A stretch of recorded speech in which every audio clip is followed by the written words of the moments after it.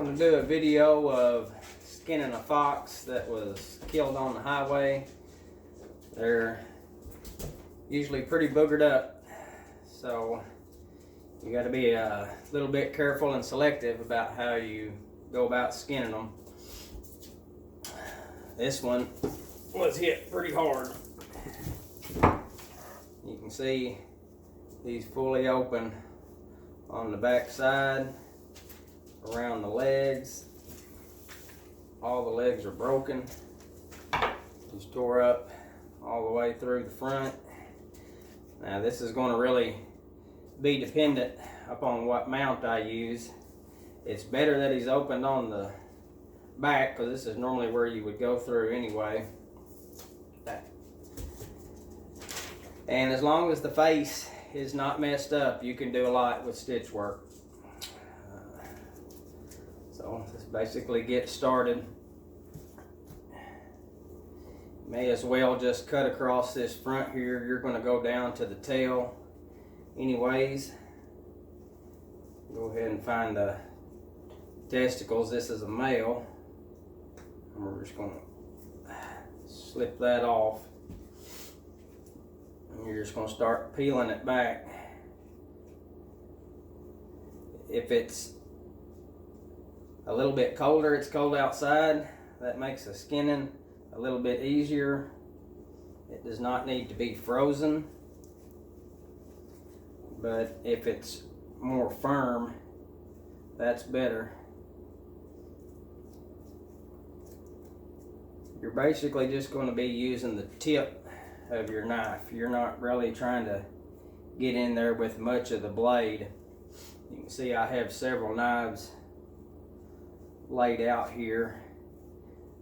That's because you're basically just dependent upon that very front edge.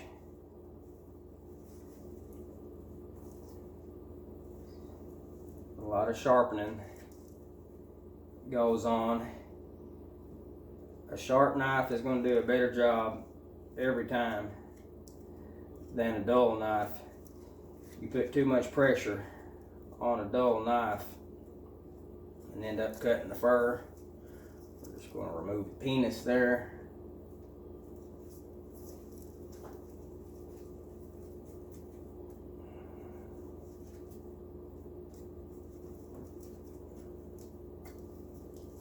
Put that out of the way.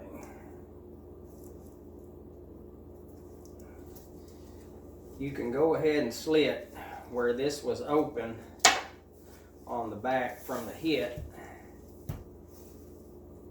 You can go ahead and open it the rest of the way up, coming up to the base of the skull behind the ears. When you feel the bottom of that skull right there, that's where you're going to want to stop. This is going to be your stitch line when you put it back together, but you want to stay on its back if you can. The thicker the fur, the better the stitch work is going to cover. This actually works out pretty good. Normally I'll come from the tail around the anus and then slide right up through here. This, we're going to probably do a laying down or a crouched position on here because he is so busted up as far as our mount. You can hide a lot of it, but you won't be able to hide it all.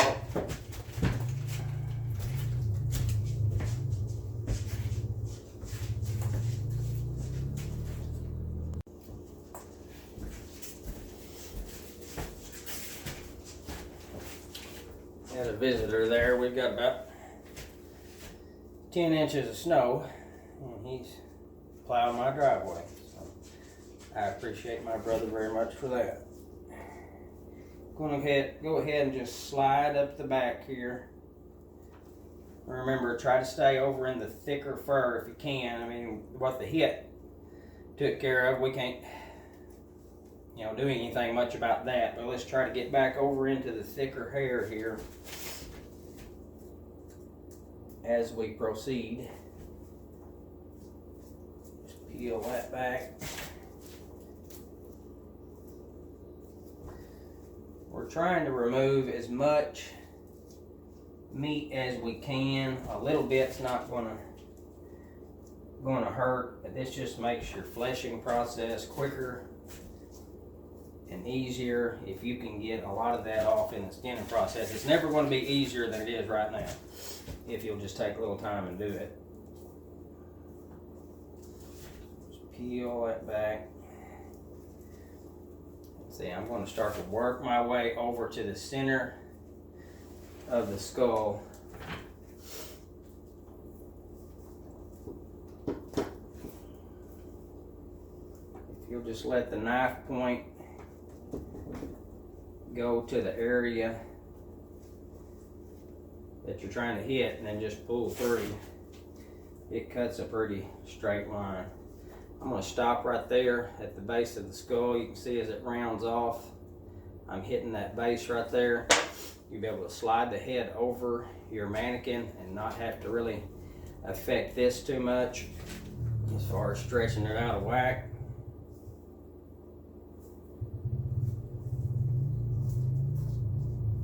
Just continue to peel that off. Start working around this front shoulder.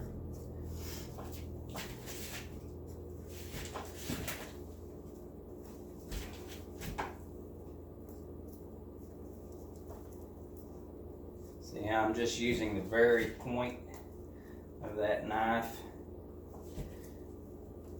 You get ready to resharpen. Don't be spending a lot of time on the rest of the knife and giving it all this crap right here, trying to figure out if that part of the knife's sharp. It don't make any difference whether it's sharp or not,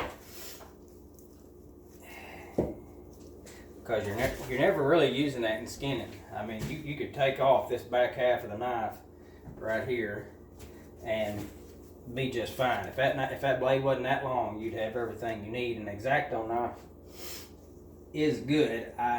It's a little bit too pointed in my opinion for the skinning process. It's a little too sharp. Now when you get down to the fingers and the toes, the eyes, ears, things like that, there's a lot of advantages to the X-Acto knife. You can see how busted up this thing is on the back. We're going to do the best we can to salvage as much as we can, but you just kind of have to work with what the hit gave you. I'm going to try to remove as much of this meat as we can. If you get to a spot that's really bad, like that, you're just going to have to kind of go ahead and cut that off and deal with the loss. Some of this you'll be able to stitch back up. Some of it you're going to just have to pin and glue and let it be what it'll be. But like I say, that's where being selective with the type of mount that you pick comes into play on these roadkill specimens. Take that front leg, find the elbow, and you can alleviate some of the skinning work by just pushing that through.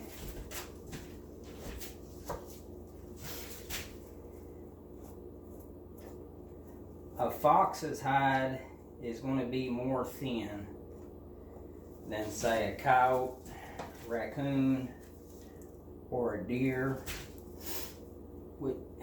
A deer for sure has a lot thicker hide than what a fox will. A fox has got relatively thin skin, so you can do some pulling on it, but remember that it is thinner. You can take your thumb and just work that down along the muscle. But if you start seeing, like right here, this is part of the hit, but if you start seeing a darker gray area there, that means the skin is pulling very thin. Once you get it down to the inside of the elbow, get it broke free, you can stick your thumb inside, take your other hand, and start working that down. You may have to I'm being a little bit careful here. It looks like I'm pulling hard, but I'm not. But where this rip is from the car hit, or probably a semi in this particular case, you may have to work around that and get it down and see how it starts to come out. Work it down around those cuts. We're coming into another cut there. A lot of broken bones, sharp bones in there. You don't want to pull those through the hide. So you have to help it along. Now if you predator calling or something like that, trapping, you won't have to contend with this as much. You do have to be careful if you did trap the animal. Be cautious around the foot that he was caught in if you happen to be using foothold traps as opposed to a live trap or a snare. Work that down. As you get to the lower extremities of the hand, you're going to start to come into these tendons which connect to the muscles and work the foot and the hand. You can see where this is broken. That could have very easily have come right through the hide here. There is a small rip there where it was punctured, but you could have very easily torn that hide completely off if you weren't being a little bit cautious there. When you get it down to this point, down to the pad of the foot, just want to go ahead and leave it for now and start working the rest of the animal over. That's going to be some more delicate work when you get to that process. I do not recommend eating and drinking while you're doing this, but this is not a per se educational video. I'm just doing this for something to do.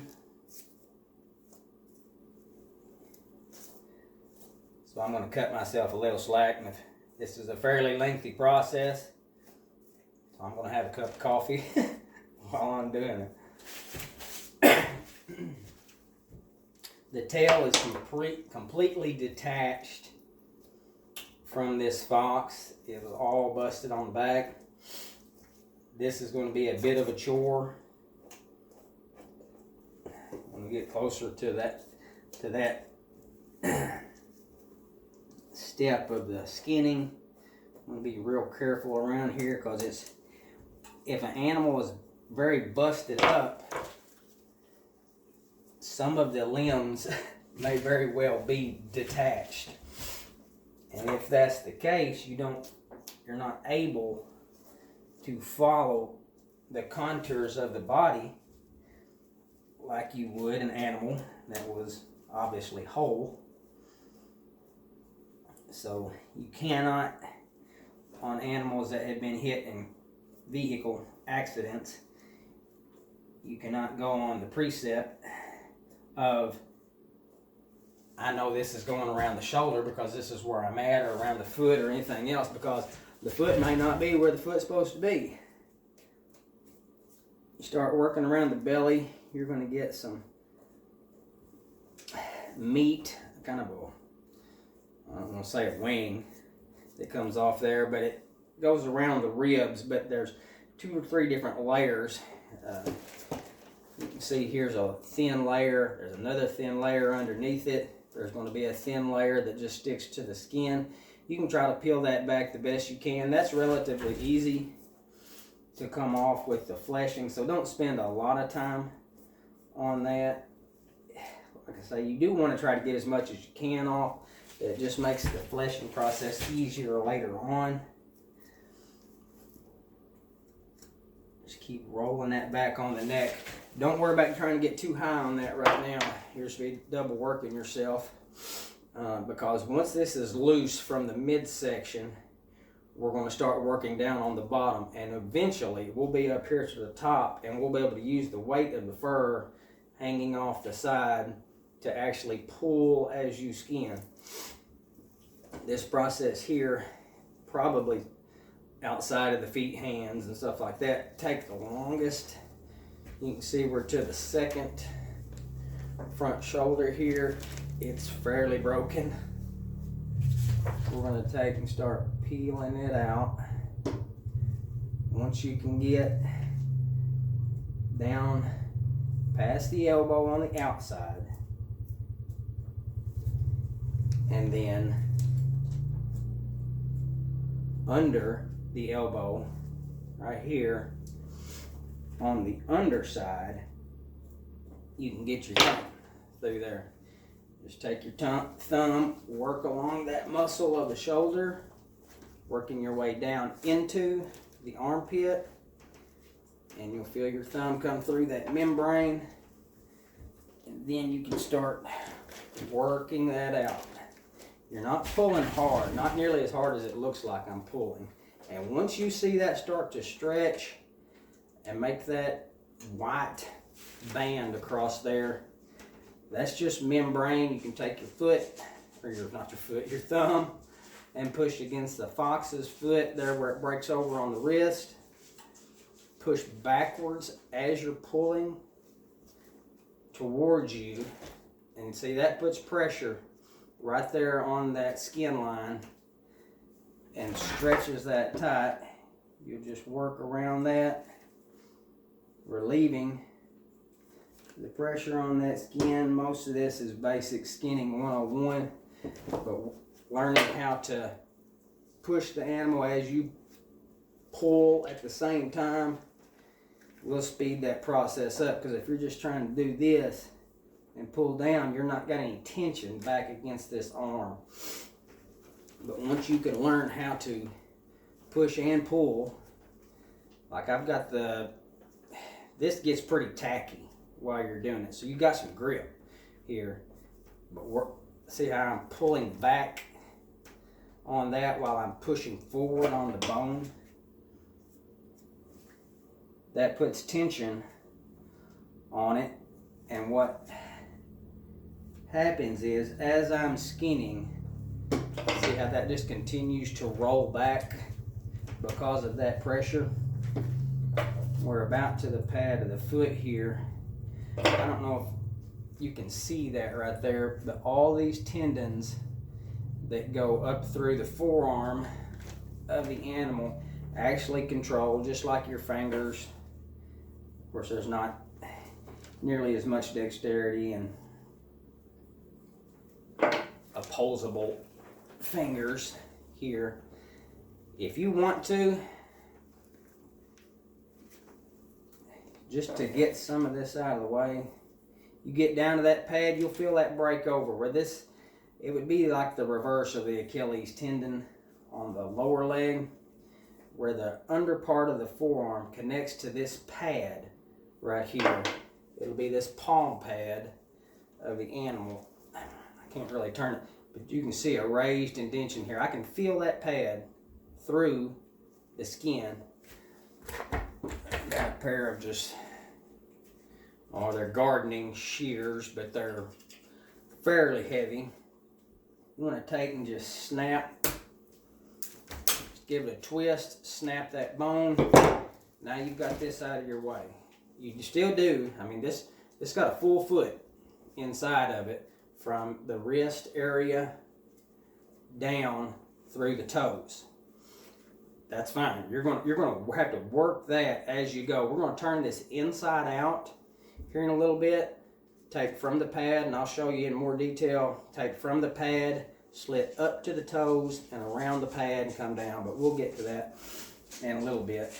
But having this out of the way really frees you up to do some more skinning around the front.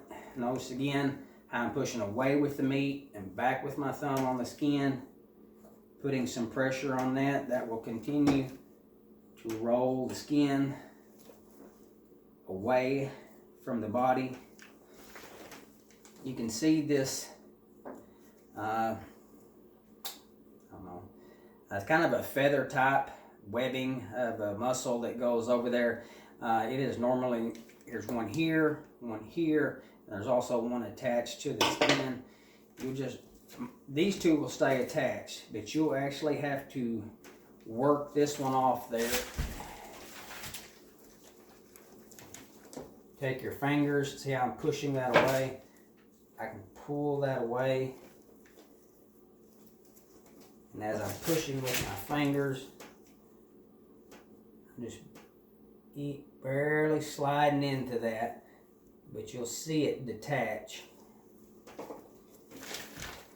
As you roll it over, you can come in here with your thumb, push back on that. See, this is not actually connected to the body itself. Here's the body, and then here's this membrane of muscle that's almost just like a wing or a web, or it just sticks to the fur. It's not really part of, I mean, it is part of the body, don't get me wrong. It's like we've got a slit on the underside of the belly there. It's just a small hole that we can stitch up, but we're almost around. You see, we're coming around now, and we're actually detached all the way around the fox. The farther you go down and detach, the more freedom of movement you'll have, and the more you can start working these individual limbs to work with you instead of against you. This one's really, really busted up. As I'm pulling back with my thumb, I'm just pushing the muscle with the underside of my hand. You see how I turn it that way, and once you can see that white line there, you know it's time to go ahead and run your blade tip across there, because you're pulling tension on that membrane. You see how right here a little bit of the meat laid over, you can take and just work that off with your knife. It's kind of like filleting a fish, but you're just going to work that off real easy, being careful to really be mindful of the skin. When you see dark gray, you know it's about as thin as it's going to get before you cut it. If you get to a point here, you can see a little nick right there. If you get to the point here where shaving this off is not benefiting you because you keep putting nicks in it, leave it. Leave it, and after you salt it and dry the fur some, see I'm just peeling that off. I'm basically just rubbing it. I'm not cutting it per se. I'm just rubbing it off of there. But if I need to leave a little bit like that right there, once you dry it and that pulls the moisture out of it, it fleshes off of there fairly easy. We're going to start working this leg that's almost completely off. Kind of like we did the front here. Trying to find what you would consider the knee, what's left of it. And we're going to do similar to what we did on the front. See how my finger went through.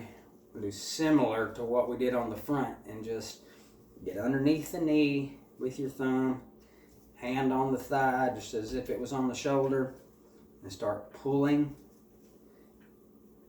gently on that fur towards you. See, I've got my pointer finger here, I'm pushing away with the meat as I'm pulling back with my thumb.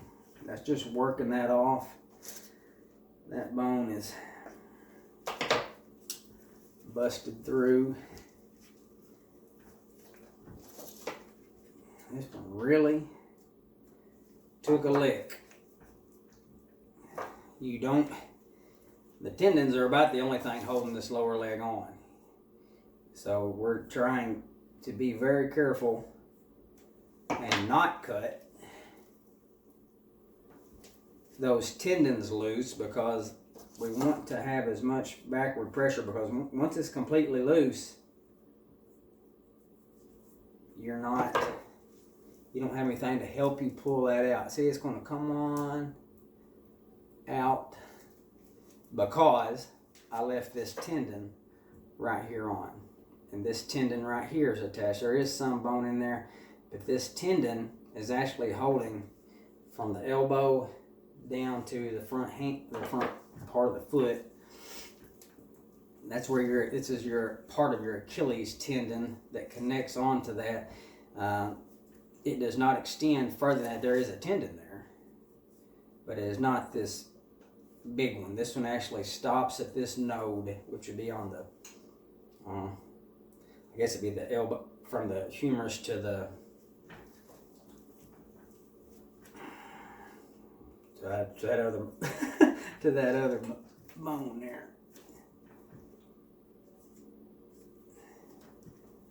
I guess if it was on the lower leg, that'd be the fibia and the tibia, as opposed to the radius and the ulna. Up on the front, once you get past this heel bone right here, you can go ahead and do similar as that we did on the front leg, and because this pad is way on back here. There's a pad here on the hand or on the foot, and then there's another pad. If you've ever felt your dog's elbow up here, there's another pad right up here, and below it is a dew claw that you'll have to pull out of there later on. But once we get, because I can feel that pad right in there. It is not the foot pad up here, which is the palm of the foot. It's actually another pad up further, but you have to be careful. It's got a small connection to a tendon of its own in here, but if you don't watch out, you'll cut that thing off. And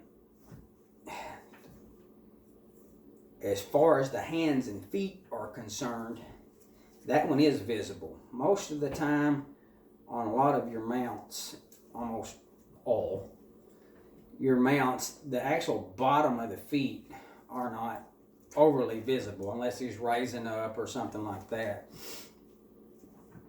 But this, and on those bottom pads, so it wouldn't be overly detrimental if something happened.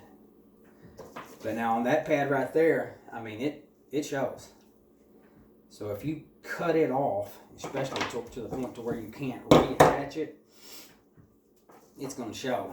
Where this joint is right here, since we're down below that now, we can go ahead and cut it off. Go ahead and cut that tendon, and it served its purpose. We're just going to pop through that joint there. Got this out of the way. Like I say, some of this meat or some of this skin is going to be attached to this meat, and it's just busted all the smithereens. You just got to take your loss on some of it, and we'll come back to that and figure out how to stitch it up later on. All right, we've got the tail here. Instead of working the rest of this, I guess I'm going to peel it back just a little bit.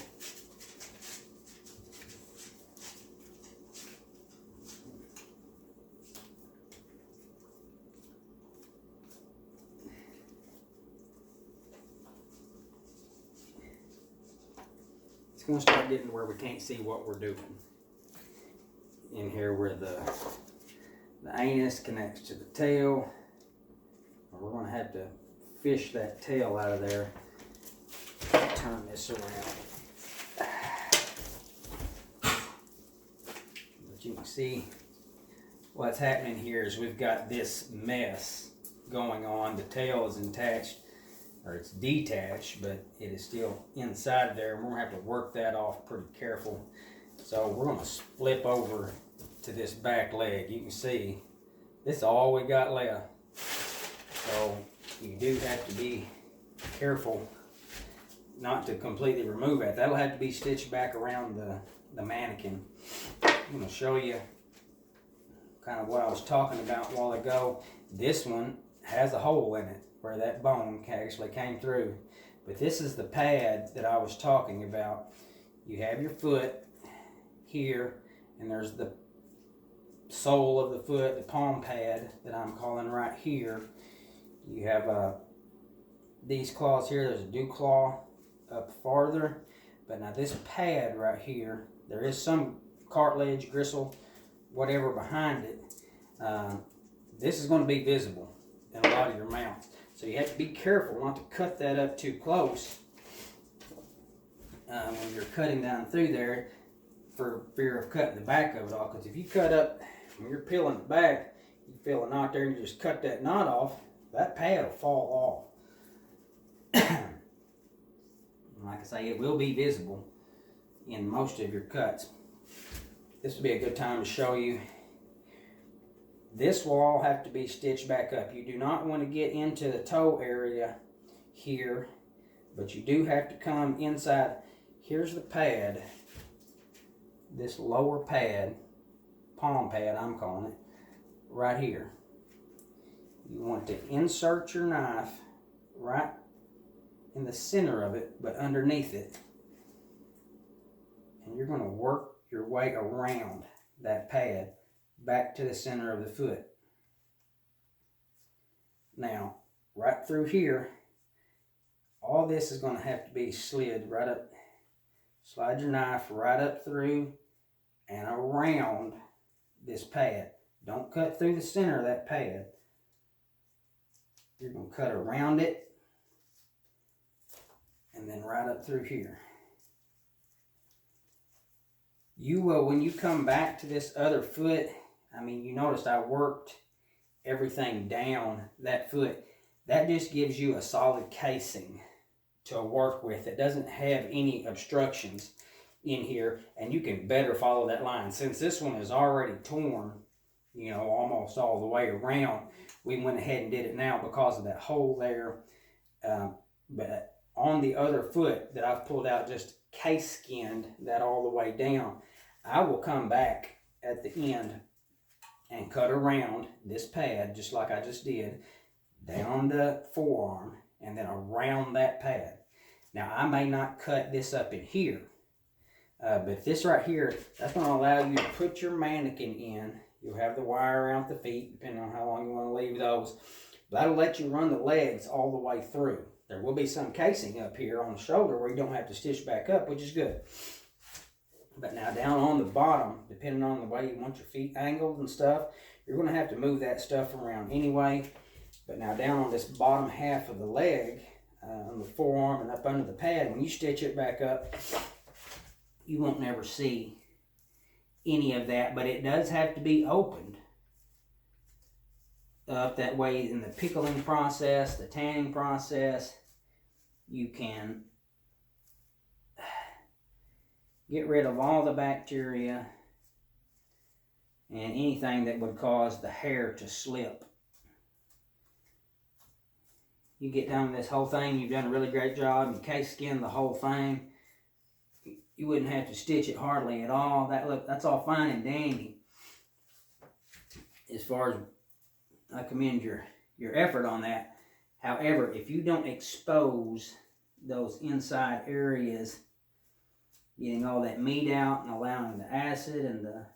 See, I've got a hold of that pad and I'm pulling it away from that elbow joint there and removing the cartilage and all.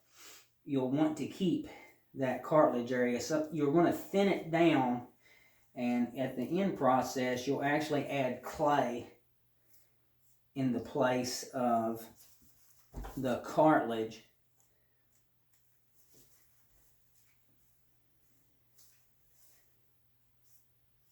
Just being very careful here to follow the bone and the tendon and work it off. If you want to be careful and do this on each leg, mostly the back legs. The front leg, it's such a short area there. You get it past the shoulder, you get it down to just this piece right here, just case skin that out. You're not actually going to cut that part, but you will cut the hand area of the front leg. When you're pickling it, for the, just me personally, for the first 24 hours, maybe a little longer, day and a half, I turn it completely inside out. Ears, eyes, hands, everything inside out, and let it pickle those areas. Then for the next day, I will turn it with the fur out, checking your pH all the time. You want to keep your pH between 1 and 2. You can get the pH test strips that are what they call a short range test strip, between 1 and 3. And it's just more accurate as far as reading the color bands or whatever, or you can read them better on the short range one than you can on the long range one. Too much going on that long range, and it just seems like to me it's more accurate. Getting down to this dew claw area here, it would be basically like your thumb. You can see this pad, this palm pad that I was talking about. Inside here, this lump right here, this is the cartilage inside it. We're not going to remove that right now. I will go through the majority of I will actually go through the pickling process with that intact. And then, after the pickling is done, salting, pickling, everything is done, I will come back and shave that with my knife. I'll just shave it off